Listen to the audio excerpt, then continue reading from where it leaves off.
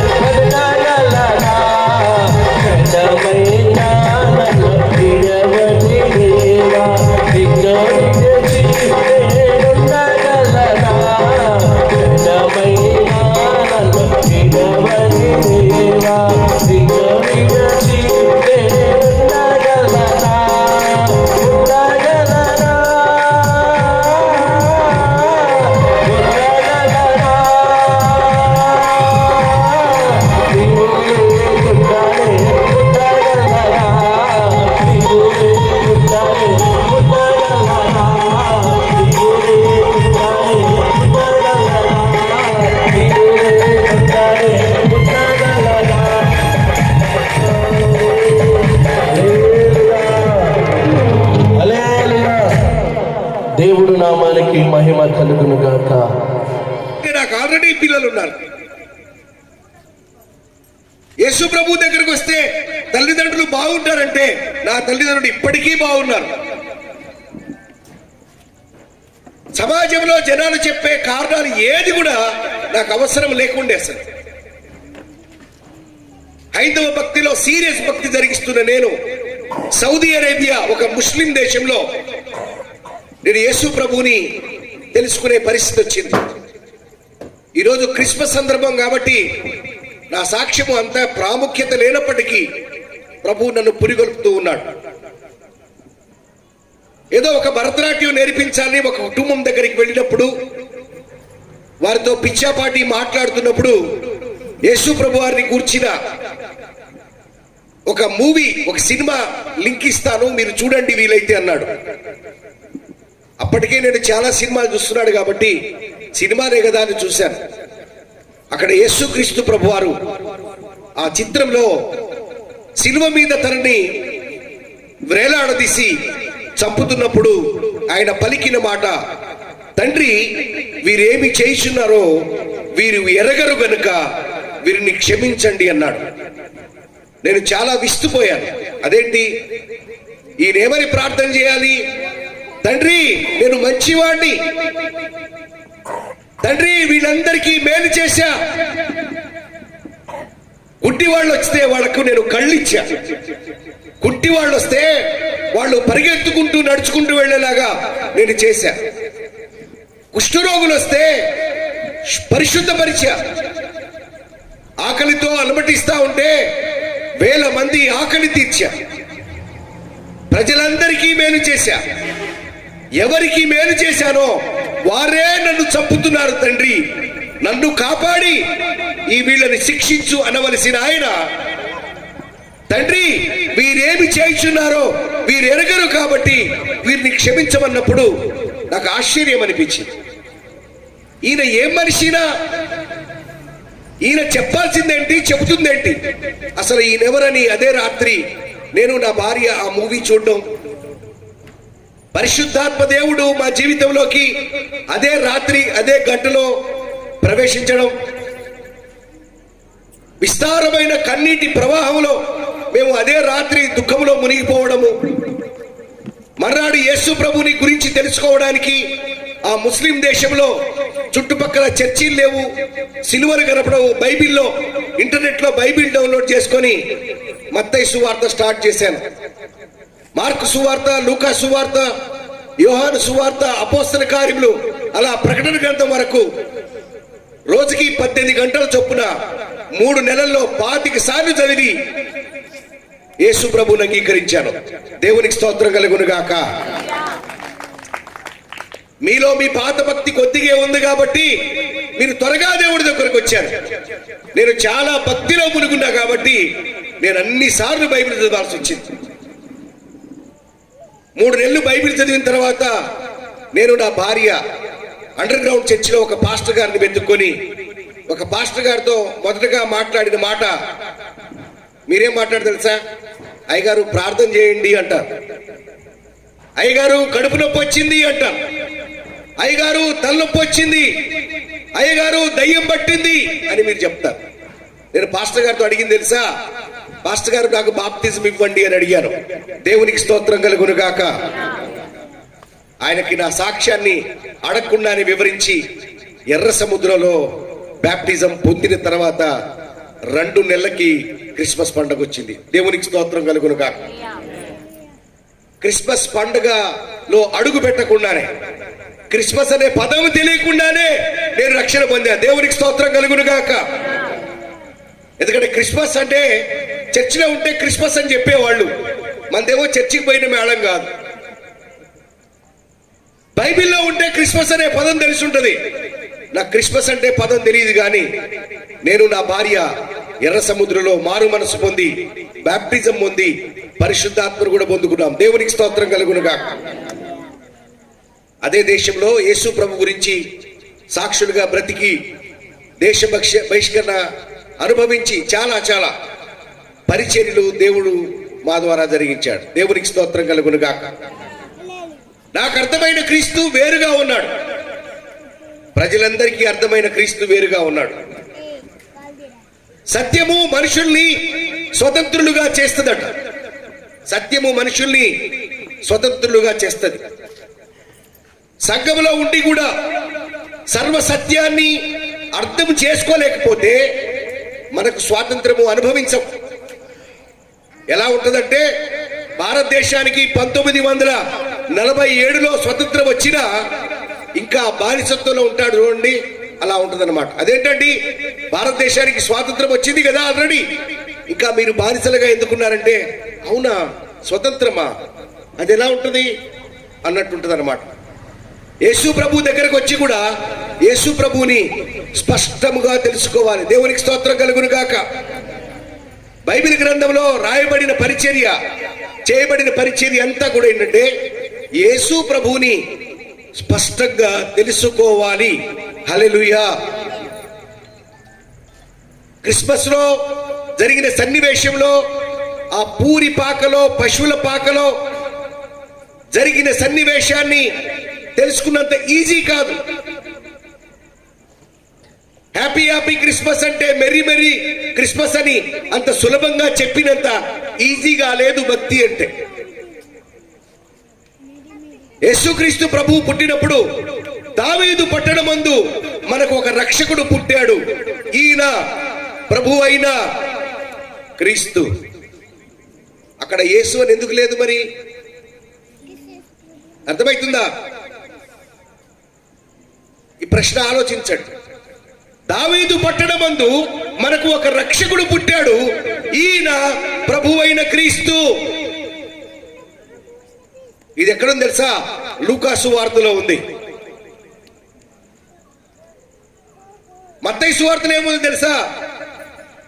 ప్రజల పాపము నుండి ఆయనే రక్షించును గనుక ఈయనకు యేసు అనే పేరు పెట్టుము. ఇక్కడ క్రీస్తు లేదేంటి? అదేంటి? ఒక సువార్తలో యేసు అని ఉంది, మరొక సువార్తలో క్రీస్తు అని ఉంది. యేసు అంటే తన ప్రజలను వారి పాపముల నుండి ఆయనే రక్షించును గనక ఆయనకు యేసు అనే పేరు పెట్టుము. యేసు అనే పేరు పెట్టింది మరియ తల్లి కాదు, యోసేపు గారు కాదు, అమ్మమ్మ తాతయ్య అచ్చలే కాదు. యేసు అనే పేరు పెట్టమన్నది దేవుడు. దేవునికి స్తోత్రం కలుగును గాక. యేసు అనే పేరులోనే పాపములను రక్షిస్తాడు కాబట్టి ఆయన యేసు అయ్యాడు. కానీ యేసు కాబట్టి పాపాలు రక్షించడం కాదు. బాగా అర్థం చేసుకోండి. ఆయన పేరు యేసు కాబట్టి పాపాల నుంచి రక్షించడం కాదు, ఆయన పాపముల నుండి రక్షిస్తాడు కాబట్టి ఆయన యేసు. హల్లెలూయా. ఇప్పుడు యేసు దగ్గరికి వెళ్ళి ఏమడగాలి తెలుసా? నా పాపాన్ని రక్షించు అని అడగాలి. దేవునికి స్తోత్రం కలుగునుగా. క్రీస్తు దగ్గరికి వెళ్ళి ఏమడగాలి తెలుసా? అయ్యా నా జీవితాన్ని రక్షించు అని అడగాలి. దేవునికి స్తోత్రం కలుగునుగా. యేసు అంటే రక్షకుడు. ఆ రక్షణ ఆత్మ సంబంధమైనది. దేవునికి మహిమ కలుగునుగాక. క్రీస్తు అంటే మెస్సయ్య, రాజు, పరిపాలించేవాడు అని అర్థం. దేవునికి స్తోత్రం కలుగునుగాక. అంటే నీకు యేసు అర్థమైతే క్రీస్తు దగ్గరకు వస్తావు. దేవుడికి స్తోత్రం కలుగునుగాక. కానీ జనాలు ఏం చేస్తారు తెలుసా? యేసయ్యా నాకు ఆకలేస్తుంది అయ్యా అంటారు. కాదు కాదు కాదు. యేసయ్యా నా పాపాన్ని క్షమించు అని అడగాలి. దేవునికి స్తోత్రం కలుగునుగాక. క్రీస్తు నా జీవితాన్ని నడిపించు అనాలి. దేవునికి స్తోత్రం. యేసు క్రీస్తు, జీసస్ క్రైస్ట్ అన్నారు. లూకాసు వార్తలో దావీదు పట్టణమందు మనకు ఒక రక్షకుడు పుట్టాడు అన్నారు. ఆ మాట రాయడానికి వెనుక కారణం ఏంటంటే, దావీదు ఒకప్పుడు వారికి రాజుగా ఉన్నాడు. ఇశ్రాయేలు ప్రజలను చుట్టుపక్కల ఉండే శత్రువులందరి చేత యుద్ధాలు చేస్తూ వీరికి ఒక రక్షకుడుగా ఉన్నాడు. కానాపురం హవేలి ఆ ప్రాంతంలో పోలీస్ స్టేషన్ ఉంది. దాని మీద ఏముంటుంది తెలుసా? రక్షక బట నిలయం అంటది. అంటే అందులో ఉన్నోళ్ళందరూ ఎవరు? రక్షకులు, మిమ్మల్ని రక్షించేవాళ్ళు. అయ్యగారు 100 కొడితే వెంటనే వచ్చి మీ దగ్గర వాలిపోతారు. అయ్యా దొంగలు పడ్డారు, వచ్చి రక్షకులు వాలిపోతారు. అది రక్షణ అంటే. ఒకప్పుడు దావీదు రాజుగా ఉన్నప్పుడు ఇశ్రాయేలు ప్రజలందరూ కూడా మంచిగా పరిపాలించబడతా ఉండే. ఇశ్రాయేలు ప్రజలకి టెన్షన్ లేకుండే. ఏ టెన్షన్ ఉన్నా రాజుగారే పడేవాడు. ఎవరితో యుద్ధం చేయాలో, ఎవరితో యుద్ధం చేయకూడదో దేవుణ్ణి అడిగేవాడు. యుద్ధాలు జరిగించి మంచిగా ప్రజలని కాపాడుతూ ఉండేవాడు. కొంతకాలం తర్వాత దావీదు తర్వాత సొలొమోను, ఆ తర్వాత అనేక మంది రాజులు వచ్చారు. ఇప్పుడు రాజులు పోయే, రాజ్యము పోయే. ఏం పోయి చెప్పండి ఒకసారి? రాజులు పోయే, రాజ్యము పోయే. ఇజ్రాయేలు రాజులు పోయినారు, యూదా రాజులు పోయినారు. ఇజ్రాయేలు రాజ్యం కూడా పోయింది. రోమా రాజ్యం వచ్చింది.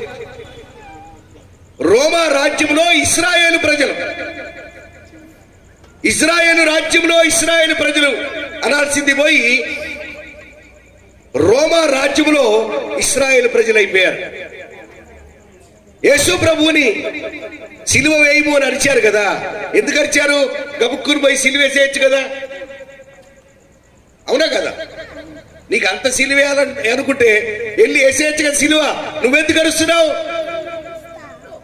పిలాతు దగ్గర మాట్లాడుతున్నారు, హేరోదు దగ్గర మాట్లాడుతున్నారు, ఇశ్రాయేలు ప్రజలే, కానీ వారికి అధికారం లేదు. వాళ్ళు బానిసత్వంలో ఉన్నారు. రోమా రాజ్యంలో ఇశ్రాయేలు ప్రజలు, వాళ్ళకెప్పుడు రక్షకుడు కావాలి. హేరోదు రక్షణ సరిపోదా? మాకు ఇష్టం లేదు హేరోదు అంటే. అర్కెలాయు మీకు ఇష్టం లేదా? మాకు ఇష్టం లేదు. పొద్దు పిలాతు మీకు ఇష్టం లేదా? మాకు ఇష్టం లేదు. ఎవరు వాళ్ళు? అన్యజనులు, దేవుడిని ఎరగని వారు దేవుడి ప్రజల్ని పాలిస్తా ఉంటే వాళ్ళు బాధపడుతుండేవాళ్ళు. వాళ్లకు రాజు కావాలి, రారాజు కావాలి. దావీదు సింహాసనము నుండి ఉండుండి పరిపాలించే ఒక రాజు కావాలి, మెస్సయ్య కావాలి. ఆ మెస్సయ్యని ఇస్తానని దేవుడు వాగ్దానం చేశాడు కాబట్టి వారు ఎదురు చూస్తూ ఉన్నారు. దావీదు పట్టణమందు రక్షకుడు పుట్టాడు. ఈయన ప్రభువు అయిన క్రీస్తు, లార్డ్ క్రైస్ట్. అమ్మయ్యా, ఇంకేముంది? ఈయన గనక సింహాసనం మీద కూర్చుంటే రోమీలందరితో యుద్ధం చేసి మనల్ని కాపాడి ఇశ్రాయేలు రాజ్యంలో ఇశ్రాయేలు రాజు కింద బ్రతకొచ్చు అనుకున్నారు. యేసు ప్రభు పుట్టిన వెంటనే మహాజ్ఞానులట వచ్చి హేరోదు దగ్గరకు వచ్చి, యూదులకు రాజుగా పుట్టినవాడు ఎక్కడ ఉన్నాడని ఎవరిని అడిగాడు? పోయి హేరోదుని అడిగినాడు. అంటే హేరోదుని అడిగితే అర్థమేంటి తెలుసా? నాయన, నిన్ను తన్ని నీ కుర్చీ లాక్కునేవాడు పుట్టినాడట. అర్థమైందా? నిన్ను తన్ని నీ కుర్చీ లాక్కునేవాడు పుట్టినాడట. ఎక్కడున్నాడు? వీళ్ళు జ్ఞానులు నిజంగా, వీళ్ళు నిజంగా జ్ఞానులు. చెప్పండి మీరు ఒకసారి, గుండె మీద చేసుకుని చెప్పండి. జ్ఞాని ఎవరిని అడగాలి? ఇశ్రాయేలు అడగాలి. గుడిసెలోకి పోయి, నాయన గుడిసెలో పోయి అడగాల. ఏమని? మీ కష్టాలు తీర్చేవాడు పుట్టినాడట కదా.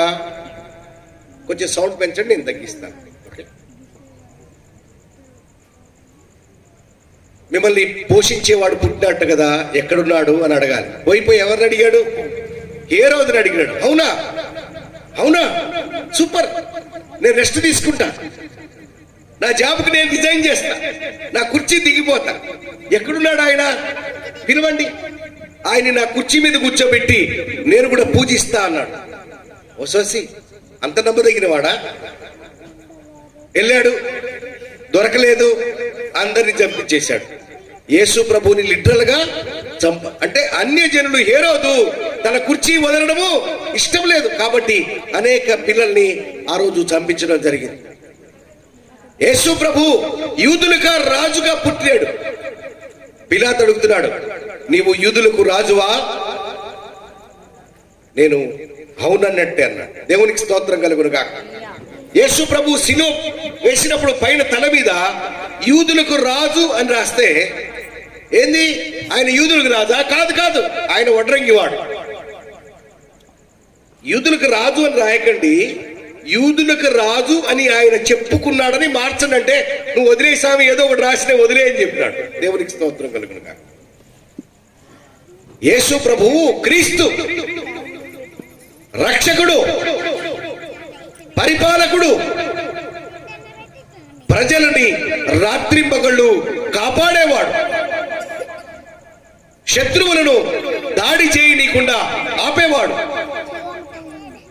వారిని చక్కగా పరిపాలించి వారి జీవితాన్ని బాగు చేయాలంటే ముందు పాపము పోవాలి. దేవుడికి స్తోత్రం కలుగును గాక. ముందు పాపం పోవాలి. అందుకే ఆయన యేసు పాపాలు తీయడానికి మొదటి రాకడలో ఆయన పాపాలు తీసే పరిచర్య చేశాడు. ఇక్కడ చెప్పండి, మీరు క్రైస్తవులు కదా, నా కష్టాలు పోయినాయి అని చెప్పండి. ఒక్కళ్ళ చేతులెత్తి. ఎవరు లేరా ఇక్కడ? నాకు ఏ కష్టం లేదండి అన్నోళ్ళు ఎవరు లేరా ఇక్కడ? లేరా? అదేంటి? యేసు పుట్టాడు హల్లెలూయా అన్నారు, అదేంటి రక్షకుడు పుట్టాడు అన్నారు, కేకులు తిన్నాడు, చాలా తినుంటారు కదా క్రిస్మస్ సీజన్లో. ప్రతిరోజు పుడుతూనే ఉన్నాడు ఆయన ప్రతిరోజు పుడుతూనే ఉన్నాడు, ప్రతిరోజు కేకులు కట్ చేసి కష్టాలు పోలేదా? అదేంటి పోవాలిగా, పోవు. మొదటి రాకల్లో ఆయన వచ్చింది పాపాన్ని తీయడానికి వచ్చాడు. దేవుడికి స్తోత్రం కలుగును గాక. అదెందుకు సార్, మాకు బియ్యం బస్తా కావాలి, మాకు 6 అడుగుల జాగ కావాలి, ఇల్లు కావాలి. నాయనా ఈ ఇల్లు కాదు నాయనా, నా తండ్రి ఇంటి అనేక స్థలాలు ఉన్నాయి అన్నాడు. నీ స్థలాలు మాకు వద్దు స్వామి, ఏదో ఒక లేఅవుట్లో ఒక ప్లాట్ ఇస్తే బతికేస్తాం. ఆయన ఒకటి చెప్తుంటే మనకి ఒకటి అర్థమవుతుంది. ఆయన చెప్పేది ఒకటి, మనకు అర్థమయ్యేది మరొకటి. ఆయన ఆధ్యాత్మిక విషయాలు మాట్లాడుతుంటే మనకేమో లోక విషయాలు అర్థమవుతున్నాయి. ఆయనేమో ఏమి తిందుమా, ఏమి త్రాగుదుమా, ఏమి ధరించుదుమా ఏడవద్దంటే మేము వాటి కోసమే ఏడుస్తామంటారు మనోళ్ళు. ప్రియులారా, అసలు దేవుడు అంటే మీకు అర్థం కావాలంటే ఒక్క 2 నిమిషాలు చెప్తాను. ఇశ్రాయేలు ప్రజలని ఎర్ర సముద్రం దేవుడు దాటించాడా లేదా? ఎర్ర సముద్రం దేవుడు దాటించిన తర్వాత సీనాయి అరణ్యంలోకి వచ్చిన తర్వాత సీనాయికి నడిపించాలి కదా. సీనాయి దగ్గర దేవుడు మాట్లాడడానికి సిద్ధపడుతున్నాడు. మాట్లాడాలంటే ఆయన సీనాయి కొండ మీదకి దిగుతున్నాడు. మోషేని పిలిచి కొండ మీదకి, మోషే నేను ఈ కొండ మీద దిగుతున్నా కాబట్టి ఈ కొండను ఎవడు తాకొద్దని చెప్పు అన్నాడు. ఈ కొండను ఎవడు ముట్టుకోవద్దు, ఈ కొండ దగ్గరికి ఎవరు రావద్దు. పొర్రపాటున ఎవడైనా ఈ కొండను తాకినాడంటే వాడు భస్మం అయిపోతాడు. పొర్రపాటున ఏ జంతువైనా ఈ కొండకు తాకితే అవుట్. మోషేతో చెప్తున్నాడు, ఈ కొండ దగ్గరికి రావద్దని చెప్పు, ముట్టవద్దని చెప్పు, తాకవద్దని చెప్పు. దేవుడు అంత పరిశుద్ధుడు. దేవుడికి స్తోత్రం కలుగునుగా. ప్రజల్ని పరిశుద్ధపరచు మోషే అంటే, పరిశుద్ధపరిచిన తర్వాత కూడా ఆ కొండ దగ్గర కూడా తాకడానికి కూడా దేవుడు అవకాశం ఇవ్వలేదు. దేవుడు అన్నాడు, పిల్లలు దేవుడు అన్నాడు, మోషే నేను నీతో మాత్రమే మాట్లాడు, నీతో మాట్లాడి నీ ప్రజలకు చెప్పు. ప్రజలు అంటారు, నాయనా దేవుణ్ణి మాతో మాట్లాడొద్దని చెప్పండి. ఏమంటారు? మాతో మాట్లాడొద్దు. బాబాయ్ దేవుడు మాట్లాడుతూ ఉంటే మా గుండెలు పగిలిపోతున్నాయి, వణికిపోతున్నాం. అమ్మో దేవుడు అంటే ఒక రాయి కాదబ్బా. రోడ్డును పోతా ఒక చెట్టు కింద 4 రాళ్లు పెట్టి పసుపు పూసి కుంకుమ పోసి ఒక కొబ్బరికాయ కోసి అంత చిన్నవాడు కాదు దేవుడు అంటే. దేవుడంటే ఈ భూమిని, ఆకాశాన్ని, సముద్రాల్ని, జలచరాల్ని, సమస్తాన్ని తన మాటతో సృష్టించిన ఒక మహా గొప్ప దేవుడు. హల్లెలూయా. దేవునికి మహిమ కలుగును గాక. ఆ దేవుడు ఈ భూమి మీదకి, ఆ కొండ మీదకి దిగి వస్తుంటే కొండను కూడా తాకవద్దని సీరియస్ గా ఆజ్ఞాపించాడు దేవుడు. మోషేకి చెప్పాడు, వెళ్ళి చెప్పమన్నాడు. కిందకి దిగి ప్రజల దగ్గరకు వచ్చి, నాయనా స్వామి పైన దిగుతున్నాడు పెద్ద ఆయన, మీరు ఎవడన్నా తాకినాడంటే అయిపోతారు, జాగ్రత్త అని చెప్పినాడు. పైకి పోయి, దేవా నీ ప్రజలకు నేను చెప్పావా? ఏమన్నారు వాళ్ళు? తాకనని చెప్పినారు. ఓకే, మళ్ళీ పో కిందకి. మళ్ళీ రెండో ప్రసంగం, మళ్ళీ పోయి మళ్ళీ కింద చెప్పు, పొరపాటు తాగుతారేమో. దేవుడు అంత పరిశుద్ధుడు. జంతువైనా తాకినా కూడా ఒప్పుకోలే. ఆ దేవుడు పశువుల పాకలో తొట్టిలో పరుండు పెట్టాడు. దేవునికి స్తోత్రం కలుగునుగా. జంతువైనా తాకడానికి ఒప్పుకోని దేవుడు, ఆయన ఒక్కగానొక్క కుమారుడు, అద్వితీయ కుమారుణ్ణి పడుకోబెట్టడానికి స్థలం లేకపోతే ఒక పశువుల తొట్టిలో ఆయన్ని పడుకోబెట్టారట. దేవునికి స్తోత్రం కలుగునుగా. అంత పరిశుద్ధుడైన దేవుడు మన పాపాన్ని కడగడానికి ఒక నిర్ణయం తీసుకొని ఒక కన్యక గర్భములో ఆయన ఈ లోకానికి వచ్చినట్టుగా మనం చూస్తున్నాం. ఇశ్రాయేలు ప్రజలకి ముందుగానే చెప్పించాడు. ఇదిగో మీకు ఒక సూచన ఇస్తా, కన్యక గర్భవతి అయి ఒక కుమారుని కంటుంది, ఆయనకు ఇమ్మానుయేలు అని పేరు పెట్టు అన్నాడు. ఇమ్మానుయేలు అంటే భాషాంతరమున దేవుడు వారికి తోడు అని అర్థం. ఈ దేవుడేమో తాకొద్దంటాడు, తోడెట్టుంటాడు, అర్థమవుతుందా?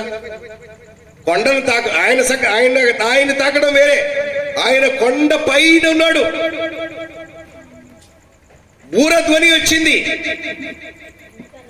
పెద్ద సౌండ్, కారు మేఘం వచ్చింది, అగ్ని వచ్చింది.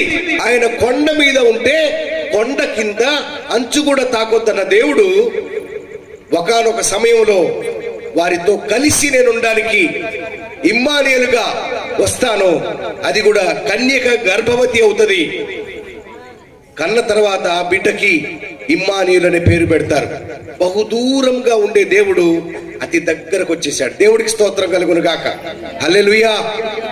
క్రిస్మస్ లో ఏం జరిగిందంటే, ఎంతో దూరంలో ఉండే దేవుడు చాలా దగ్గరికి, మన దగ్గరికి, మన ఇంట్లోకి, మన ఒంట్లోకి, మన జీవితంలోకి వచ్చేసాడు. దేవుడికి స్తోత్రం కలుగును గాక.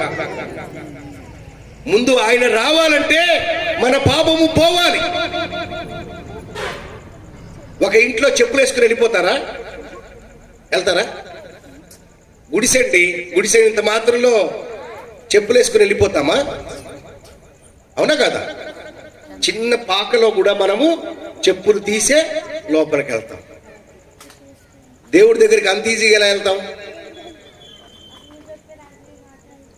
కదా? దేవుడి దగ్గరికి అంత ఈజీగా మనం వెళ్ళలేం కాబట్టి ఆయనే వచ్చాడు. దేవునికి స్తోత్రం కలుగును గాక. దేవుణ్ణి వెళ్ళగలిగిన స్థాయి, స్థితి ఏ మానవుడికి లేదట. ఏ భేదము లేదు. అందరూ పాపము చేసి, పాపము చూసి, పాపము జరిగించి, పాపము మాట్లాడి, పాపాన్ని ఇష్టపడి జరిగించి పాపాత్ముడుగా ఉండేవాడు నరకంలో మాత్రమే వెళ్ళగలడు. నరకంలో మాత్రమే కాలు పెట్టగలడు. అయ్యా, ఈ భూమి మీద నువ్వేం సంపాదించావంటే, ఆ రోజు అనుకుంటారట, ఏంటి సంపాదించింది? నరకం తప్ప. ఒక పాటలో రాశారు, నువ్వు బ్రతికున్నంత కాలం అందరికీ అన్నీ చేశావు, అందరికీ అన్నీ చేశావు. ఇప్పుడు చివరిలో కాటికి చేరావు. కాటికి పోయేటప్పుడు బట్టలు ఉంచుతారా? చెవు పోగుందనుకోండి, మీ అమ్మాయి వచ్చి చెవు కత్తిరిస్తుంది. రావట్లే, ఆ చెవు పోగు రావట్లేదట. చెవిని కత్తిరించి ఆ ముక్కు పోగో, ఆ చెవు పోగు బీక్కుంటుంది. ఏదో చచ్చిపోయినప్పుడు శవం మీద మంచి బట్టలు ఉండాలని ఏదో 10 రూపాయల టవల్ తెచ్చి కడతారు. మంచి మంచి ఎప్పుడైనా పట్టు వస్త్రాలని శవం మీద కప్పినా చూశారు మీరు? విలువైంది ఏది మీతో రాదు. విలువైంది ఏది కూడా మనతో రాదు. ఈ భూమి మీద నువ్వేం సాధించావంటే 6 అడుగుల జాగా, అది ఖమ్మం మెయిన్ రోడ్డు మీద కాదు. అందరూ ఎవడు పెట్టిస్తాడు? నిన్ను అందరూ పెట్టిస్తారా? నువ్వు సంపాదించిన జాగలో కూడా కాదు. ఒక శవం ఆడ ఉంటుంది ఆల్రెడీ. ఆ శవం బీకి మళ్ళీ ఆ శవం మీద, ఒక శవం మీద శవం పెడతారు. అంటే నిన్ను పాతి పెట్టే ఆ జాగ కూడా నీకు ప్రత్యేకమైంది కాదు. సమాధి స్థలాల కోసం పాస్టర్స్ అర్జీలు పెడతా ఉంటారు. చిన్న సమాధి తోటే లక్షల మందిని పాతి పెట్టుంటారు ఆడ. మళ్ళీ ఆడే పాతి పెడతాం. మళ్ళీ మంచి మంచి పొలంలో ఎవడు పాతి పెట్టాడు. అంటే ఈ భూమి మీద మనం సాధించింది ఏంటంటే 6 అడుగుల జాగ కూడా మనం సాధించాం. కానీ ఒకటి సాధిస్తాం. దాని పేరేంటి తెలుసా? నరకం. కంగ్రాచులేషన్స్, మీరు నరకవాసిగా మార్చబడినందుకు మీకు ధన్యవాదాలు. వెల్కమ్. యుగ యుగాలు యుగ యుగాలు యుగ యుగాలు నరకంలో మనము జీవిస్తామట. దీనికి కారణము పాపమట. ఏ భేదము లేదు, అందరూ పాపము చేసి దేవుడు అనుగ్రహించు మహిమ అయిన స్వర్గలోకానికి ఎవడూ చేరలేకపోతున్నారని దేవుడే ఈ లోకానికి పాపానికి విరుగుడుగా ఈ భూమి మీదకి యేసు ప్రభుగా ఈ భూమి మీదకి వచ్చాడు. తన ప్రజల పాపముల నుండి ఆయనే రక్షించును గనుక యేసు అనే పేరు పెట్టుదు. దేవునికి స్తోత్రం కలుగును గాక. మన పాపము నుండి రక్షించడానికి యేసు ప్రభు ఈ భూమి మీదకు దిగొచ్చాడు. ఆ భూమి మీదకు దిగొచ్చిన సంగతి ఊరు వాడ ప్రపంచమంతా ప్రతి వీధిలో కూడా యేసు క్రీస్తు ప్రభు గురించి ప్రకటన చేయబడుతుంది. యేసు ప్రభు ఈ భూమి మీదకి వచ్చింది కొబ్బరికాయల కోసం కాదు. యేసు ప్రభు ఈ భూమి మీదకి వచ్చింది సారా తాగడానికి కోసం కాదు. యేసు ప్రభు ఈ భూమి మీదకి వచ్చింది బొట్లు పెట్టించుకోవడానికి కాదు. యేసు ప్రభు ఈ భూమి మీదకి వచ్చింది నాకు కోడి కావాలి, మేక కావాలి అని చెప్పడానికి కాదు. యేసు ప్రభు ఈ భూమి మీదకి వచ్చింది నీ పాపము కోసము ఆయన బలవడానికి వచ్చాడు.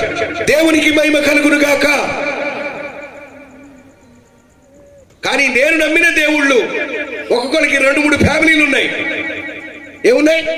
2-3 ఫ్యామిలీలు. మీరు చెప్పండి, అల్లుడు గారికి 2-3 మెయింటైన్ చేస్తున్నాడని చెప్పండి. బా అవునా అంటారు మీరు. మరి దేవుళ్ళు చేసింది మనం చేయొద్దా? దేవుళ్ళు చేసింది మనం చేయొద్దా? కాదు. మన అభిప్రాయం తప్పు, మన ఉద్దేశాలు తప్పు, మన పూర్వీకులు దేవుడి గురించి చెప్పిన వర్ణన తప్పు. తప్పు. వర్షాన్ని చూసి వర్షము దేవుడు అన్నారు, గాలిని చూసి గాలి దేవుడు అన్నారు, నీళ్లను చూసి నీళ్ల దేవుడు అన్నారు,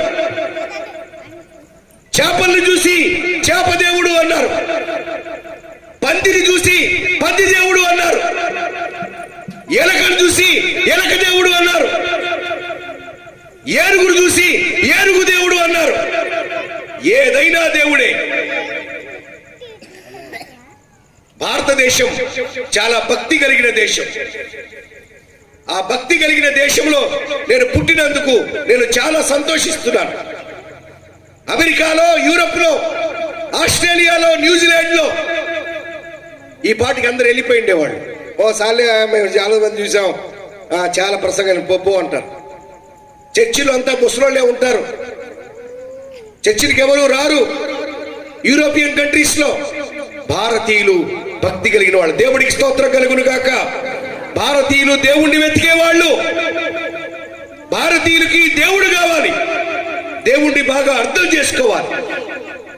అజ్ఞాన కాలంలో దేవుడు చూచి చూడనట్టుగా ఊరుకున్నాడట. ఇప్పుడైతే అందరూ మారు మనసు పొంది దేవుడు అనుగ్రహించు స్వర్గాన్ని పొందుకోవాలి. దేవుడు అంటే మనిషి కాదు. దేవుడు అంటే రక్తము తాగేవాడు కాదు. దేవుడు అంటే కోడి మెడని పట్టుకుని పీక్కు తినేవాడు కాదు. దేవుడు అంటే నాకు క్వార్టర్ బాటిల్ పట్టుకురమని చెప్పేవాడు కాదు. నేను ఏయిగా పనిచేస్తున్న టైంలో బాధలన్నీ నా మీదే ఉండేవి. చిన్న కుటుంబం, దేవుళ్ళకు పెట్టుకున్నారు. పెట్టుకుంటా మేకను కోసేటప్పుడు ఆ మేక తప్పించుకొని పారిపోయిందట. ఏమైంది? మేక తప్పించుకొని పారిపోయింది. పారిపోతే మా అమ్మ ఫోన్ చేసింది, పెద్దోడా ఏమైందంటే మేక తప్పించుకొని పోయింది. పోయింది అమ్మ, మీరు మటన్ షాపు పోయి మటన్ తెచ్చుకొని తినండి. నో కాదు, ఆ మేక ఆడ పోయిందో కనుక్కోవాలి. ఇక్కడ పక్కనే నాగులు వంచట, ఆడపోతే ఈ మేక ఆడ పోయిందో చెప్తానంటే పోండంటే పోయారు. పోతే నీకు ఇంకో దేవతకు నువ్వు పెట్టుకోలేదు కాబట్టి ఆ దేవత కోపం వచ్చి ఇది కూడా పోయింది. ఏం చేయమంటావు? ఇంకో 2 మేకలు పట్టకరా. ఒకటి పోతే అయిపోయేదిగా 2-3 మేకలు. ఎన్ని మేకలు తెస్తే అంత టెన్షన్ నాకు. డబ్బులు ఎవడిస్తాడు? భారతీయులు ఎంత భక్తి గలవాళ్ళు తెలుసా? హిందువుల ఒక్కొక్క ఇంట్లో దేవుడి పేరుతో ఖర్చు పెట్టిన డబ్బులతో ఈ రోజు ఒక్కొక్కడికి మెయిన్ రోడ్ లో ఒక సైట్ ఉండేది. అన్ని డబ్బులు ఖర్చు పెడతారు. మా కుటుంబాల్లో అయితే ఒక సీజన్ లో ప్రతి ఇంట్లో 4-5 మేకలు దిగాల్సిందే. ప్రతి ఇంట్లో మేకలు కోసి దేవత ముందు పెట్టి ఇక తాగి మంచిగా ఒక్కడికొకడు కొట్టుకుంటా ఉంటారు. మా సొంత మేనమామలు దేవుడికి పెట్టుకుని ఇక ఆ సీజన్ వచ్చిందంటే ఎవరి తలకాయ పగులుతో తెలీదు. వీళ్ళ భక్తి ఏందో, వీళ్ళు కోసుడేందో, వీళ్ళు ఒకళ్ళొకళ్ళు కోసుకోవడం ఏందో. అది భక్తి కాదు. దేవుడికే కొంత మందు పోసి అయ్యా నువ్వు పడుకో, మంచిగా బాటిల్ పెడతారు కరెక్ట్ గా, ఇది కూడా తాగి నువ్వు పడుకో మంచిగా, మేము కూడా తాగుతాం. అది కాదు దేవుడు అంటే. దేవుడు పరిశుద్ధుడు. దేవునికి స్తోత్రము కలుగును గాక. దేవుడు రూపము లేనివాడు. దేవుడు ఆత్మ గనుక ఆయన్ని ఆత్మతోను సత్యముతో ఆరాధించాలని దేవుడు వాక్యం తెలియజేస్తా ఉంది. అంత భక్తి చేసిన కుటుంబంలో నుంచి వచ్చి నేను ప్రకటిస్తా ఉన్నా, దేవుడు మనకి ఎందుకు కావాలో తెలుసా? మన పాపం పోవాలి. దేవుడికి స్తోత్రం కలుగును గాక.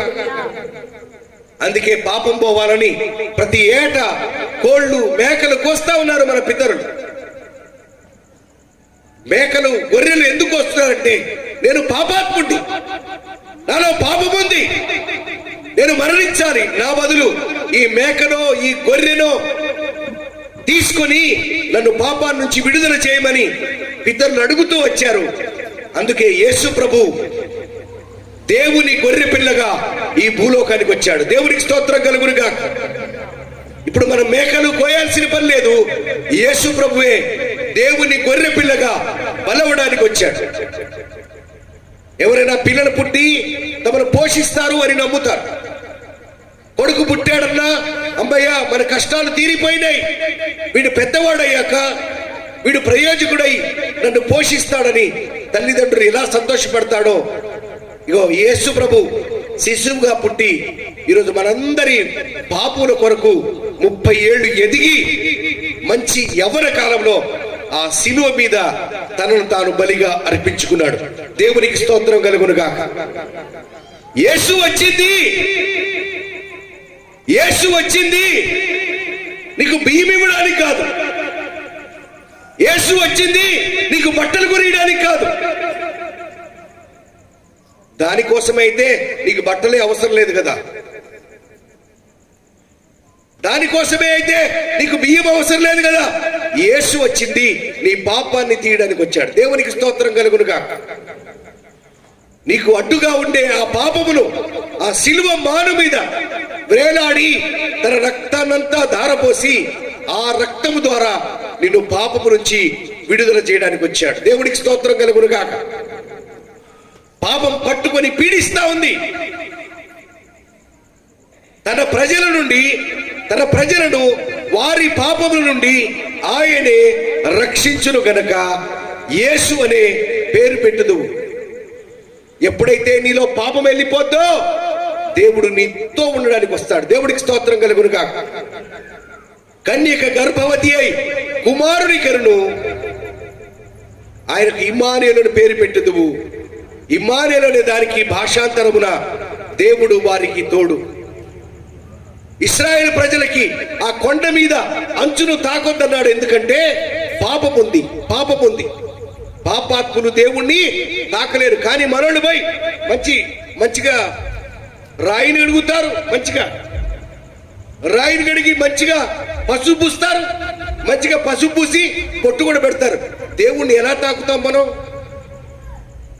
దేవుణ్ణి తాకగలిగే స్థాయి మానవ జాతిలో ఏ మనిషికి లేదు. గాని దేవుడే వచ్చి తాకించుకోవడానికి రావాలి. దేవుడికి స్తోత్రం కలుగునుగా. అందుకే పాపాత్ములైన మనుషులు ఎవ్వరు కూడా దరికి చేరవద్దు అన్న దేవుడు యేసు ప్రభు ఈ లోకంలో రావడంతో దేవుని యొక్క సన్నిధి మనుషులతో కూడా వచ్చేసింది. దేవునికి మహిమ కలుగునుగా. ఇశ్రాయేలు ప్రజలు మా దేవుణ్ణి ఆ దేవుణ్ణి మాతో మాట్లాడొద్దని చెప్పు మోషే, నువ్వు మధ్యలో ఉండి నువ్వు మాట్లాడి మాకు చెప్పు సరిపోద్దన్నారు.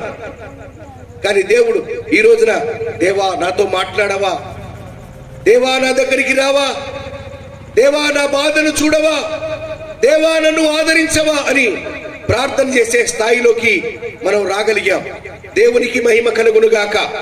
పరిశుద్ధుడైన దేవుడు తన కుమారుడైన యేసుక్రీస్తును ప్రభుని బలిగా ఇచ్చి ఆ సందేశము మన జీవితాల్లో నిలిచి ఉండేదానికి పరిశుద్ధాత్మగా మన జీవితంలో దేవుడు నివసింపజేయబడి ఉన్నాడు. మీకు ఇష్టమైన ప్రసంగమైనా కాకుండా ఈరోజు రాత్రి నేను చెప్పేది ఏంటంటే, మనిషికి కావలసింది, మనిషికి చాలా ప్రాముఖ్యమైనది పాపం పోవాలి. 1000 సంవత్సరాల క్రితము కరెంటు లేదు, ఉందా అండి? బల్బులు ఉన్నాయా 1000 సంవత్సరాల క్రితం? 1000 సంవత్సరాల క్రితము స్కూటర్లు లేవు, 1000 సంవత్సరాల క్రితము బైకులు లేవు. ఆ రోజుల్లో మనుషులు బతికారు. 500 సంవత్సరాల క్రితం కాంక్రీట్ బిల్డింగులు లేవు, మనుషులు బతికారు. 20 సంవత్సరాల క్రితం యూట్యూబ్ లేదు, మనుషులు బతికారు. ఇవి కాదు దేవుడిచ్చింది. దేవుడిచ్చింది కాంక్రీట్ బిల్డింగ్ కాదు, దేవుడిచ్చింది సాఫ్ట్వేర్ ఉద్యోగం కాదు, దేవుడిచ్చింది పాప క్షమాపణ. దేవుడికి స్తోత్రం కలుగును గాక. దేవుడికి స్తోత్రం చెప్దామా? ఒకసారి హృదయపూర్వకంగా చెప్దామా? హల్లెలూయా. దేవుడు ఒకటి ఇస్తానంటుంటే మరొక దాన్ని చూస్తే వెర్రి బాగులోడు అంటారు. ఏమంటారు? వెర్రి బాగులోడు, పిచ్చోడు. పిచ్చోడి చేతిలో రాయట. ఈ దేవుడు ఏమిస్తా అన్నాడు? దేవుడు మనకు రక్షణ ఇచ్చి, రక్షణ పొందుకున్న వాడికి క్రీస్తుగా ఉంటాడు. దేవుడికి స్తోత్రం కలుగునుగా. నీవు రక్షణ పొందిన తర్వాత మాత్రమే క్రీస్తు నీలో పనిచేస్తాడు. నీవు మారు మనసు, పాప క్షమాపణ, బాప్టిజమము పొందకపోతే నీ జీవితంలోనికి క్రీస్తు రాడు. క్రీస్తు రక్షణని నీవు అనుభవించలేవు. నేను యేసు ప్రభువు నమ్ముకున్న కొత్తలో, దేవా నువ్వు నిజంగా దేవుని కుమారుడువా, దేవుడువా, నీకు చేతనైనైతే 12 సంవత్సరాలుగా నేను స్మోక్ చేస్తున్నాను, నువ్వు మాన్పించగలవా అంటే 2వ రోజు నేను మానేశా సిగరెట్. దేవుడికి స్తోత్రం కలుగునుగా. దేవుడి శక్తి మన జీవితాల్లో పనిచేస్తుంది. దేవుడి మహత్తరమైన కార్యాలు మన జీవితాల్లో మనం అనుభవిస్తాం. అది జరగాలంటే మనలోని పాపం పోవాలి. మనలో బొచ్చెబోళ్ళంత పాపం పెట్టుకొని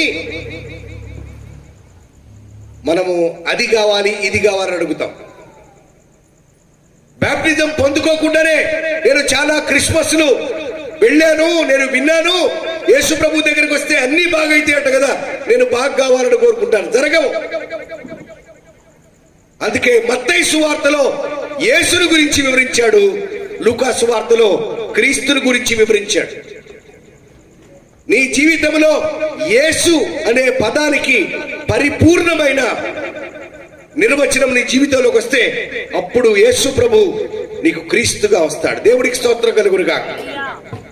అప్పుడు నువ్వు దేవుని కుటుంబముగా ఉన్నప్పుడు దేవుడు నీ పాపం పోయి, దేవుడు నీ లోపలికి, నీ ఇంట్లోకి, నీ జీవితంలోకి, నీ కంట్లోకి, నీ ఒంట్లోకి దేవుడు ఎప్పుడైతే వస్తాడో అప్పుడు నువ్వు దేవుని కుటుంబంగా మార్చబడతావు. లేకపోతే ఇశ్రాయేలు ప్రజలతో దేవుడు దూరంగా ఉండమని ఎలా చెప్పాడో నీతో కూడా దూరంగా ఉంటాడు. నువ్వు ఎన్ని పూజలు చూసినా, ఎన్ని పూజలు చూసినా దేవుడు నీకు దూరంగా ఉంటాడు తప్ప దేవుడు నీ జీవితంలోకి రావడం. ఈ క్రిస్మస్ సందర్భంలో దేవుడు ఈ లోకానికి నీ పాపాన్ని తీయడానికి వచ్చాడు. ఈ భూమి మీద నుంచి మనం సంపాదించేది ఏదీ లేదు, ఏదీ లేదు. నువ్వు క్రైస్తవుడు అయినా క్రైస్తవుడు కాకపోయినా ఈ భూమి మీద నువ్వు సంపాదించేది ఏమీ లేదు. చచ్చిపోయాక నిన్ను సమాధిలో పెడతారు. ఏ క్రైస్తవులు చచ్చిపోతే పైకి వెళ్ళిపోతున్నారా? సమాధిలో పోతురా లేదా? క్రైస్తవులు కూడా సమాధిలోకే పోతారు, హిందువులు కూడా సమాధిలోకే పోతారు, ముస్లింలు కూడా సమాధిలోకే పోతారు, బుద్ధిస్టులు కూడా సమాధిలోకే పోతారు. సమాధిలో పోయిన తర్వాత జరిగేదే క్రిస్మస్. దేవుడికి స్తోత్రం కలుగును కాక. సమాధిలో పోయిన నీవు తిరిగి లేస్తావు. పాపముతో చచ్చిపోయిన నిన్ను తిరిగి లేపడానికి యేసు ప్రభు ఈ లోకానికి వచ్చాడు. చచ్చిపోవడం గ్యారంటీ. చచ్చిపోయే లోపు నువ్వు నమ్మొచ్చు, నమ్మకపోవచ్చు, వినొచ్చు, వినకపోవచ్చు, యేసుని నువ్వు వెంబడించొచ్చు, వెంబడించకపోవచ్చు, యేసయ్యకి నువ్వు ప్రార్థన చేయొచ్చు, చేయకపోవచ్చు. చచ్చిపోవడం మాత్రం గ్యారంటీ. క్రైస్తవుడైన నేను కూడా చచ్చిపోతా. ప్రసంగం చేస్తున్న నేను కూడా చచ్చిపోతా. చనిపోయిన వారిని యేసు ప్రభు తిరిగి లేపుతాడు. దేవునికి స్తోత్రం కలుగును గాక. యేసు ప్రభు తిరిగి లేపుతానని నాకు వాగ్దానం ఇచ్చాడు కాబట్టి నేను యేసు ప్రభువుని నమ్ముకున్నా. డబ్బులు ఇస్తానంటే నాకు డబ్బులు ఆల్రెడీ ఉన్నాయి. ఉద్యోగం ఇస్తానంటే నా దగ్గర ఆల్రెడీ ఉద్యోగం ఉంది. భార్య బిడ్డలు ఇస్తానంటే ఒకదానితోనే తట్టుకోలేకపోతున్నా స్వామి, సరిపోతారు. వ్యాపారం ఇస్తానంటే అన్ని ఉన్నాయి. యేసు ప్రభు నిన్ను తిరిగి లేపుతా అన్నాడు. దేవుడికి స్తోత్రం కలుగును కాక. అందుకే 31 సంవత్సరాలు నమ్మిన నా హైందవ భక్తిని పక్కన పెట్టి యేసు ప్రభువుని వెంబడించాను. వాళ్ళు చెప్పలేదు నాకు ఏ రోజు. వాళ్ళు నా దగ్గర నుంచి ఏదో ఒకటి కోరుకున్నారు. యేసు ప్రభు నా దగ్గర నుంచి ఏం కోరుకోలేదు, నాకు ఆఫర్ ఇచ్చారు. ఆఫర్ అంటే ఏంటి? ఆఫర్ అంటే ఏంటండి? మనం ఏం చేయాల్సిన అవసరంలా. ఒకటి కొంటే ఒకటి ఫ్రీ. ఆఫర్ వాళ్ళు దయదలిచి మనకి ఇచ్చేది. మనకు డిమాండ్ చేస్తాం. ఏంటి ఆఫర్ పెట్టలేదంటావా? పోవా అంటాడు. షాపుకి పోయి అడుగు, ఒక చీరకి ఇంకో చీర ఇవ్వంటే కింద నుంచి మీద చూస్తాడు. ఇస్తాడా? అది ఆయన పిలిస్తే ఒకటికి ఒకటి ఇస్తాడు, లేదా 2-3 కూడా ఇస్తాడు. ఆయన ఇష్టం. యేసు ప్రభు తన జీవితాన్ని ఆఫర్ చేశాడు, తన రక్తాన్ని ఆఫర్ చేశాడు. ఆయన ఆఫర్ చేశాడు. నేను నమ్ముకున్న వాళ్ళు నా దగ్గర నుంచి అడిగారు. ఈయన ఉదయం నుంచి రాత్రి దాకా అడిగి చంపుతున్నాడు. ఈయన నేను తెచ్చాక నాకేమిస్తాడు? యేసు ప్రభు నాకు తన ప్రాణం ఇచ్చానన్నాడు. యేసు ప్రభు నా కోసం తన రక్తాన్ని ధారపోశానన్నాడు. యేసు ప్రభు నన్ను పాపము నుంచి కడిగి నేను సమాధిలో పోయిన తర్వాత కూడా నన్ను తిరిగి దేవుని లోకానికి చేరుస్తానని దేవుడు వాగ్దానం చేశాడు. అందుకని నేను క్రైస్తవుడయ్యా. మీరెందుకు అయ్యారో నాకు తెలియదు. మీరు ఎట్టయినా అవ్వండి, కానీ మీరు కూడా చచ్చిపోతారు. మీరు కూడా చచ్చిపోతారు. ఈ ప్రాంతం నాకు బాగా తెలుసు. పక్కనే బాలపేటలో నా క్లోజెస్ట్ ఫ్రెండ్ ఉన్నాడు. ఎన్నో వ్యాపారాలు చేశాం. ఈ ప్రాంతం అంతా చూపించి డెవలప్ అయిద్దిరా, 1 ఎకరమైనా కొనుక్కోరా అని నన్ను అడిగేవాడు. నాకు చిరాకు వచ్చి నేను విదేశాలకు వెళ్ళిపోయా. నేను యేసు ప్రభువుని నమ్ముకున్నా. ఇప్పుడు నా ఫ్రెండ్ 100 కోట్లు సంపాదించాడు. ఎన్ని కోట్లు? నాకు ఈ కోటే ఉంది, వాడికి కోట్లున్నాయి. 2010లో ఈ ప్రాంతం మామూలుగా ఉండేది. 2010లో నేను విదేశాలకు వెళ్ళా.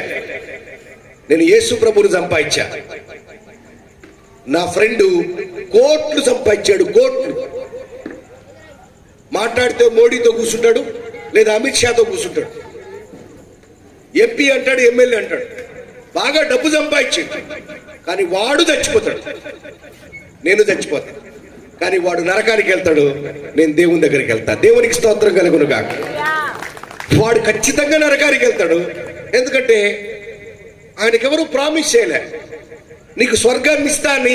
ఆయనకెవరు చెప్పలేదు కదా, ఆయన కూడా అడగలేదు. ఆయన కోట్లు కావాలనుకున్నాడు, కోట్లు సంపాదించాడు.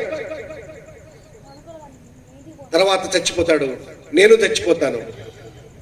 లాజరు చచ్చిపోయాడు, ధనవంతుడు చనిపోయాడు. లాజరేమో తిండున్నా లేకున్నా దేవుడి దగ్గరికి వెళ్ళాడు. ధనవంతుడేమో నరకములో ఒక మూలకు త్రోసివేయబడ్డాడు. మనల్ని సరిగా అర్థం చేసుకున్నా చేసుకోపోయినా, క్రిస్మస్ ని సరిగా అర్థం చేసుకున్నా చేసుకోపోయినా, ఇది మనకు నిజంగా క్రిస్మస్. దేవుడికి స్తోత్రం కలుగును గాక. తినడానికి కేక్ ఉన్నా లేకున్నా టెన్షన్ పడకండి, మీకు స్వర్గం ఉంది. దేవుడికి స్తోత్రం కలుగునుగా. ప్రసంగం అయ్యాక బిర్యానీ పెట్టా పెట్టకపోయినా నో ప్రాబ్లం, 7 ఏండ్ల విందు ఉందట. దేవునికి స్తోత్రం కలుగునుగా.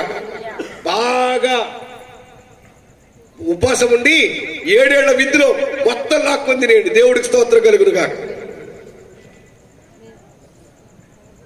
లాజరు ధనవంతుడి బల్ల మీద నుంచి పడే రొట్టె ముక్కలు తినడానికి ఎదురు చూశాడు. దేవుడు ఏం చేశాడు?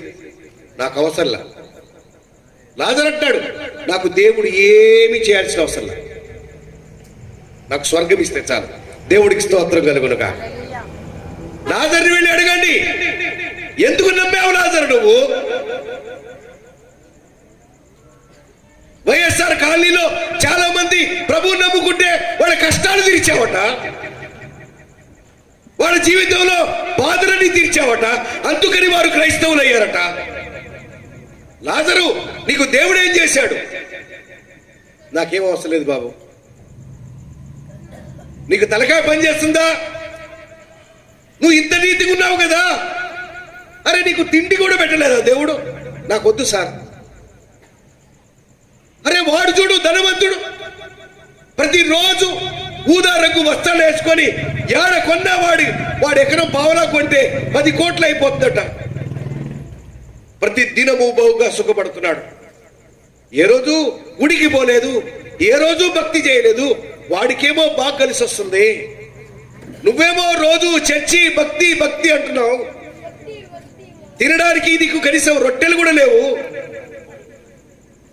మళ్ళీ ధనవంతుడి బల్ల మీద నుంచి రొట్టె ముక్కలు పడతా ఉంటే తింటూ ఉంటే వాళ్ళు అక్కడ ఫైటింగ్ జరుగుతున్నాయి, కుక్కల ఫైటింగ్ చేస్తున్నాయి.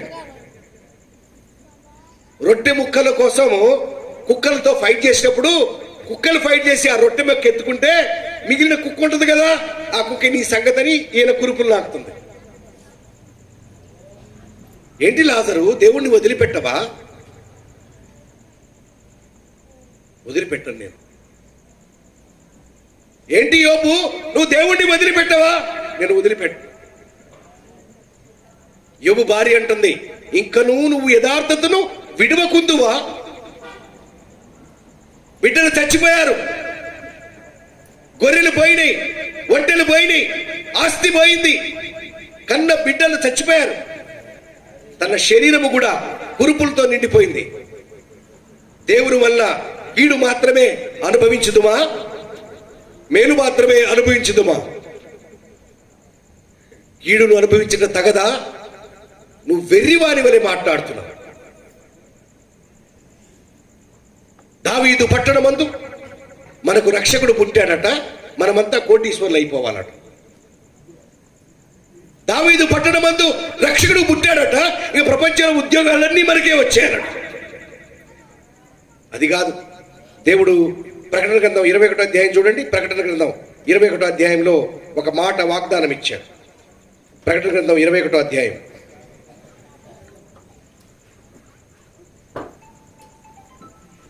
చదవండి అయ్యారు.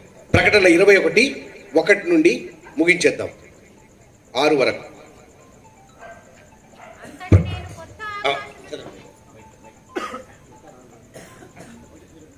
మైక్ చదవండి. ఇది క్రైస్తవులకు మాత్రమే.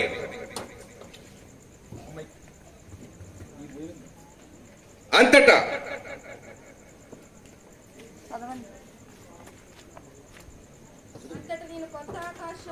నేను కొత్త ఆకాశమును కొత్త భూమిని చూచితిని.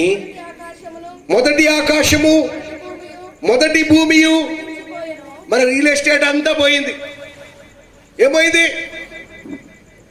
మన రియల్ ఎస్టేట్ అంతా పోయింది. మొదటి భూమి పోయింది. నువ్వు పడిన శ్రమంతా పోయింది.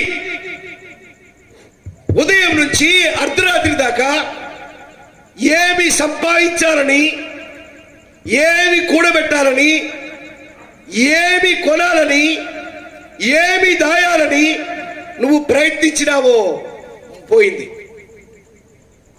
ఎవరు పోగొట్టారు? యేసుప్రభువే పోగొట్టాడు. యేసయ్యా నాకు అదివు, యేసయ్యా నాకు ఇదేని ఆయన చొక్కా బట్టి లాగి మరి సంపాదించుకుంటేవి కదా, మొత్తం పోయింది. అంతటా నేను క్రొత్త భూమి క్రొత్త ఆకాశాన్ని చూచితిని. మొదటి ఆకాశము మొదటి భూమి గతించిపోయెను, సముద్రమును ఇక లేదు, సముద్రం ఇక లేదు. మరియు మరియు నేను నూతనమైన యెరూషలేము అను ఆ పరిశుద్ధ పట్టణము తన భర్త కొరకు అలంకరింపబడిన పెళ్లి కుమార్తె వలె సిద్ధపడి పరలోకమందున్న దేవుని దేవుని యొద్ద నుండి దిగి వచ్చుట చూచితిని. అప్పుడు ఇదిగో దేవుని నివాసము మనుషులతో కూడా ఉన్నది. వారితో కాపురముండును, ఆయన వారితో కాపురముండును, వారాయన ప్రజలై ఉందురు. దేవుడు తానే వారికి దేవుడై ఉండి వారికి తోడై ఉండును. ఆయన వారి కన్నుల ప్రతి బాష్ప బిందువును తుడిచివేయును. ఇమ్మానుయేల్ అనే పేరుకి భాషాంతరం ఏమని అర్థం? దేవుడు మనకు తోడని అర్థం. ఓ క్రిస్మస్ లో కాదా ఇది? రెండవ ఆకాశం అంట. బాబోయ్, అదేంటి మొదటి క్రిస్మస్ లో అనుకున్నాం కదా. క్రిస్మస్ లో ఇమ్మానుయేలు మనకు దేవుని తోడు గాని కొంచెమే అనుభవిస్తాం. ఆ రెండవ కొత్త భూమి కొత్త ఆకాశంలో దేవుడు అంటున్నాడు, దేవుని నివాసము మనుషులతో కూడా ఉన్నది. ఆయన వారితో కాపురముండును, వారాయన ప్రజలై ఉందురు. దేవుడు తానే వారి దేవుడై ఉండి వారికి తోడై ఉండును. ఆయన వారి కన్నుల ప్రతి బాష్ప బిందువును తుడిచివేయును. మరణము ఇక ఉండదు. దుఃఖమైనను ఏడుపైనను వేదనైనను ఇక ఉండదు. మొదటి సంగతులు గతించిపోయెను. సింహాసనములో నుండి వచ్చిన గొప్ప స్వరము చెప్పుట వింటిని. ఇదిగో సింహాసనాసీనుడై ఉన్నవాడు, ఇదిగో సమస్తమును నూతనమైనవిగా చేయుచున్నానని చెప్పెను. మరియు ఈ మాటలు నమ్మకమును నిజమునై ఉన్నవి గనుక వ్రాయుమని ఆయన నాతో చెప్పుచున్నాడు. మరియు ఆయన నాతో ఇట్లనెను, సమాప్తమైనవి నేనే ఆల్ఫాయు ఒమేగాయు, అనగా ఆదియు అంతమునై ఉన్నవాడను. దప్పికొను వానికి జీవజలముల బుగ్గల్లోని జలములను నేను ఉచితముగా అనుగ్రహింతును. జయించువాడు వీటిని స్వతంత్రించుకొనును. నేను అతనికి దేవుడనై ఉందును, అతడు నాకు కుమారుడై ఉండును. పిరికివారు, అవిశ్వాసులు, అసహ్యులు, నరహంతకులు, వ్యభిచారులు, మాంత్రికులు, విగ్రహారాధికులు, అబద్ధికులు అగ్ని గంధకములలో మండుగుండములో పాలు పొందుదురు. ఇది రెండవ మరణము. మొదటి మరణము క్రైస్తవులకు వస్తుంది. నేను కూడా చచ్చిపోతా. ఈ భూమి మీద ఉండే ప్రతివాడు చచ్చిపోతాడు. కానీ రెండవ మరణం ఉంది, అది అగ్నిగుండం. కానీ అగ్నిగుండాన్ని తప్పించి దేవుడు తోడుగా ఉంటాడట. ఇమ్మానుయేలు అనే పదానికి పరిపూర్ణమైన అర్థాన్ని నేను పొందుకుంటానని నేను క్రైస్తవునయ్యా. దేవునికి స్తోత్రం కలుగును గాక. డబ్బుల కోసమో వేరే వాడు ఏదో వస్తుందని చెప్పినందుకు నేను క్రైస్తవుడవలే. నేను కూడా అలా అవ్వాలని ఎవరి గురించి కోరుకోవడలే. సత్యము మనుషులను స్వతంత్రులుగా చేస్తుంది. నేను క్రైస్తవుని ఎందుకు అయ్యానో, తాకవద్దు, ముట్టవద్దు, దగ్గరికి రావద్దన్న దేవుడు పశువుల పాకలోకి ఎందుకు దిగాడో, 30 ఏళ్ల వయసులో తనను తాను కలువరి శిలువ మానుపైన ఎందుకు వేలాడేసుకున్నాడో, సమాధిలో పెట్టబడి 3వ దినము తిరిగి లేచి ఎందుకు రాబోతున్నాడో నాకు స్పష్టంగా ఈ బైబిల్ గ్రంథమైందు అర్థమైంది. కాబట్టి 3 నెలల్లోనే వెళ్ళి నేను నా భార్య బాప్టిజం తీసుకున్నాం. దేవునికి మహిమ కలుగునుగా. యేసు ప్రభు ఈ లోకానికి వచ్చింది చాలా సుస్పష్టమైన అర్థం ఉంది. క్రిస్మస్ సందేశం రెండవ రాకడలో పరిపూర్ణమైతది. దేవునికి స్తోత్రం కలుగును గాక. ఆ రోజు క్రిస్మస్ ప్రకటన జరిగింది, పరిపూర్ణత రెండవ రాకడలో జరుగుతుంది. కన్యక గర్భవతి అయి కుమారుని కనును ఇమ్మానుయేలు అని పేరు పెడతారని యెషయా గ్రంథంలో 7వ అధ్యాయంలో రాయబడిన ప్రవచనం క్రొత్త భూమి క్రొత్త ఆకాశంలో పరిపూర్ణంగా నెరవేరబడుతుంది. పౌలు అంటున్నాడు, పిల్లవాని వలె ఉన్నప్పుడు పిల్లవాని వలె తలంచి తిని, పిల్లవాని వలె యోచించి తిని, పెద్దవాడనైనప్పుడు పిల్ల చేష్టలు మానివేసి తిని. ఇప్పుడు అద్దములో చూచున్నట్లుగా సూచనగా చూచున్నాము, అప్పుడు ముఖాముఖిగా చూతుము. ఇప్పుడు కొంచెమే ఎరిగి ఉన్నాము, అప్పుడు సంపూర్తిగా ఎరుగుదుము అన్నాడు. ఇప్పుడు క్రిస్మస్ కేకుతోనే ముగించాల్సి వస్తుంది, రేపు పరలోకం వస్తుంది. దేవుడికి స్తోత్రం కలుగునుగా. ఈ క్రిస్మస్ లో ఇప్పుడు నీకు భోజనమే పెడతారేమో. 4 గంటలకు ఫోన్ చేశారు అయ్యగారు, నా ఫోన్ కలవని నాకు వాయిస్ రికార్డింగ్ వచ్చింది, వంటల గురించి మాట్లాడుతున్నాను అయ్యగారు. ఈ క్రిస్మస్ లో కేవలం బిర్యానీ ఏదో వాళ్ళకి కలిగింది మీకు పెడతారు. నా దేవుడు 7 ఏండ్ల విందు పెడతాడు. దేవుడికి స్తోత్రం కలుగునుగా. ఎంత తింటావో అప్పుడు తిందు. దేవుడికి స్తోత్రం. ఎంత ఆనందించాలో అప్పుడు ఆనందిద్దు. ఈ భూమి మీద నువ్వు శ్రమపడి ప్రయాసపడి దాచుకొని వడ్డీకిచ్చి ఏదేదో చేసి ఎవరినో మోసం చేసి నువ్వు చేసిందంత మొత్తం ఒక్క దెబ్బలో డిలీట్ అయిపోద్ది. మొత్తం డిలీట్ అయిపోద్ది. పాతవన్నీ గద్దించిపోతాయి, సమస్తము నూతనంగా వస్తుంది. దేవుడికి స్తోత్రం కలుగునుగా. ఏ క్రిస్మస్ అంటే అంత తమాషానా? క్రిస్మస్ అంటే అంత చిన్నదా? క్రిస్మస్ అంటే ఒక రోజు ఒక వీధిలో ఒక మీటింగ్ పెట్టుకొని 4 కేకులు కట్ చేసుకొని హ్యాపీ హ్యాపీ క్రిస్మస్ అంటే అటు నుంచి వినకుండా మెర్రీ అంత చిన్నదా క్రిస్మస్ అంటే? దేవుడు ఈ లోకానికి దిగిరావడం అంటే అంత చిన్నదా? అది మామూలు చిన్నదిగా, అది చాలా గొప్పది. ఈ సువార్తని నేను ఐఏఎస్ ఆఫీసర్లకు చెప్తా, దేశ అధ్యక్షులకు చెప్తా, 100 కోట్ల రూపాయలు సంపాదించే బిలియనీలకు కూడా చెప్తా. ఇగో తినడానికి తిండి లేక గుడిసెలో అలమటించిపోయే అమ్మమ్మకు కూడా చెప్తా.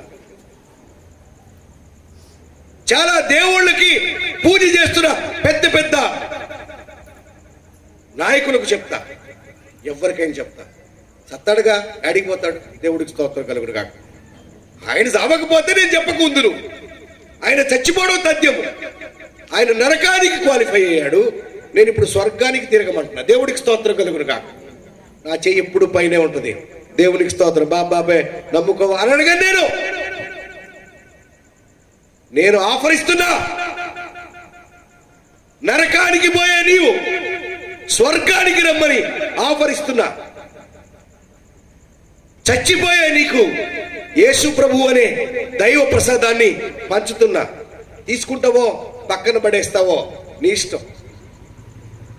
ఇంకో సంవత్సరానికి క్రిస్మస్కి ఇంకో సేవకుడు వస్తాడు, తర్వాత ఇంకో క్రిస్మస్ ఇంకో సేవకుడు వస్తాడు. ఒక రోజున ఈ సేవకుడు కూడా పోతారు, ఇంకోటి వస్తాడు. దేవుడికి స్తోత్రం కలుగునుగా. కానీ యేసు ప్రభు మాత్రం గ్యారంటీగా వస్తాడు.